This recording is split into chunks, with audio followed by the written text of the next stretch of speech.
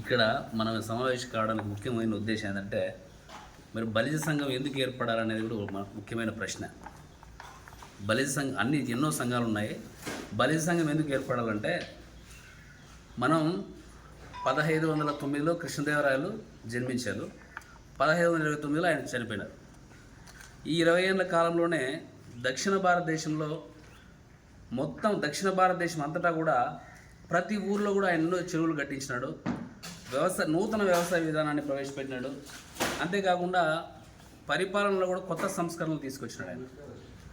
అయితే 1337 సంవత్సరంలో ఏర్పడినటువంటి ఈ విజయనగర సామ్రాజ్యము 1567 సంవత్సరంలో తల్లికోట యుద్ధంతో పతనమవుతుంది. ఆ తర్వాత కూడా పెనుకొండ కేంద్రంగా చేసుకుని మన విజయనగర రాజులు పరిపాలించినారు. దాదాపుగా 300 సంవత్సరాల పాటు అప్రతిహాతంగా వెలిగినటువంటి ఈ విజయనగర సామ్రాజ్యము బలిజ కులానికి సంబంధించింది. ఆ కాలంలో బలిజ కులస్తులు దక్షిణ భారతదేశం అంతటా కూడా సామంత రాజులుగా, జమీందారులుగా, ఊరి పెద్దలుగా బాగా కీర్తి పొందినారు. ఆ తర్వాత విజయనగర సామ్రాజ్యం పతనం తర్వాత ఈ బలిజ కులం అనేది దాదాపుగా అంతరించిపోయింది. అంతరించిపోవడం అంటే సంఖ్యాపరంగా దాదాపు 25-30% ఉన్నప్పటికీ కూడా వాళ్ళు వివిధ రంగాల్లో స్థిరపడిపోయినారు. పాలు అమ్ముకునేవాళ్ళు, పూలు అమ్ముకునేవాళ్ళు, సేద్యం చేసుకునేవాళ్ళు. వీరికి రాజకీయ రంగంలో కానీ మరి ఏ ఇతర ప్రధానమైన రంగాల్లో కానీ వీరికి భాగస్వామ్యం లేదు. భాగస్వామ్యం లేకపోవడంతో వీళ్ళంతా కూడా ఒక రకమైనటువంటి ఒక నాయకత్వం లేక చాలా ఇబ్బంది పడినారు. పరిపాలకుల నుంచి అనేక రకమైన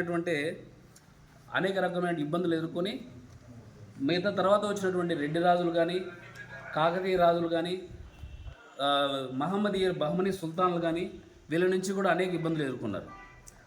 రాను రాను వీరి యొక్క ప్రాశస్త్యం సన్నగిల్లిపోయింది, నాయకత్వం తగ్గిపోయింది, పేదవాళ్ళుగా మిగిలిపోయినారు. అన్ని రంగాల్లో కూడా వీళ్ళకి అడుగడుగున నష్టం జరుగుతుంది, బలిజ కులస్తులు ముఖ్యంగా. అందువలన మనము నేటి సమాజంలో మనము ముందుకెళ్ళాలన్నా, మనం ఒక ధైర్యంగా ఏదైనా వ్యాపారం నిర్వహించాలన్నా, లేదంటే ఏదైనా రాజకీయ పరంగా ముందుకు రావాలన్నా కూడా మనకు ఐక్యత అనేది చాలా ముఖ్యం. మిగతా కులాలన్నింటిలో కూడా ఐక్యత ఉంది. దాదాపుగా ఒక అభివృద్ధి చెందిన కులాల్లో కమ్మలు, రెడ్లు, మహమ్మదీయులు, ఇంకా వైశ్యులు, బ్రాహ్మణులు వీళ్ళలో కూడా ఐక్యత ఉంది. కారణం ఏంటంటే వాళ్ళు ఆల్రెడీ రాజ్యాధికారాన్ని అనుభవిస్తూ ఉన్నారు. వాళ్ళు సమాజం మీద పడి బ్రతుకుతూ ఉన్నారు. అంటే వ్యాపారం చేసేవాడు కానీ, ఒక ఈ రాజకీయ రంగంలో ఉన్నవాడు కానీ వాడికి సమాజంతో అవసరం వాళ్ళు. కాబట్టి మనం ఐక్యతగా ఉంటేనే మనం ఈ రాజకీయ రంగంలో కానీ, ఈ వ్యాపార రంగంలో కానీ, మిగతా రంగాల్లో రాణించవచ్చు అనేటువంటి అభిప్రాయం ఉంది. అది నిజం కూడా.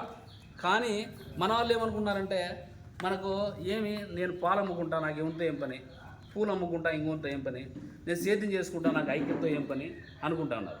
అలా కాకుండా మనం కూడా ముందుకు వస్తే, మనం కూడా రాజకీయంగా ఎదిగితే అప్పుడు మన మిగతా వాళ్ళు కూడా సాయం చేయొచ్చు, మన వాళ్ళని పైకి తీసుకోవచ్చు. అందుకోసమని మనం ఫస్ట్ రాజకీయంగా ఎదిగితే మనలో ఐక్యత కూడా వస్తుంది. ఇప్పుడు ఐక్యత లేకపోవడానికి కారణం ఏంటంటే మనకు ఎవరికి అవసరం లేదని అనుకుంటాము. మనం ఐక్యతతో మనం నిలబడితే మనం రాజకీయంగా కూడా ఎదగచ్చు.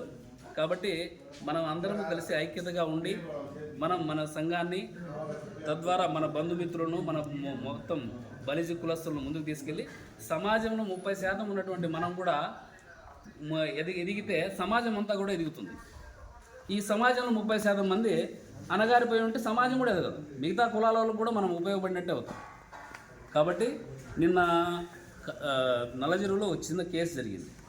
ఎవరికి? దూదాకులకు, రెడ్డిస్కి. ఆ రెడ్డి క్యాండిడేట్ ఎవరిని పిలవాలా?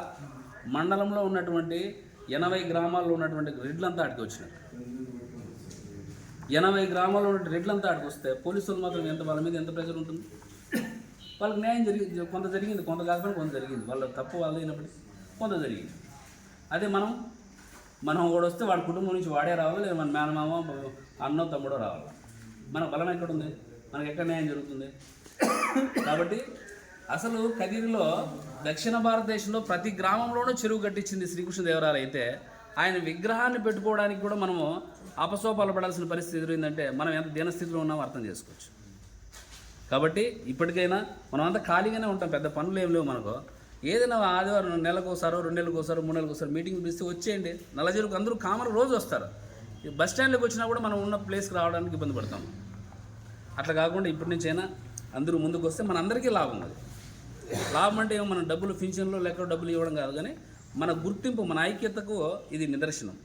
కాబట్టి అందరూ విరివిగా ప్రతి కార్యక్రమానికి జయప్రదం చేయాలని కోరుకుంటూ విరమించుకుంటాం.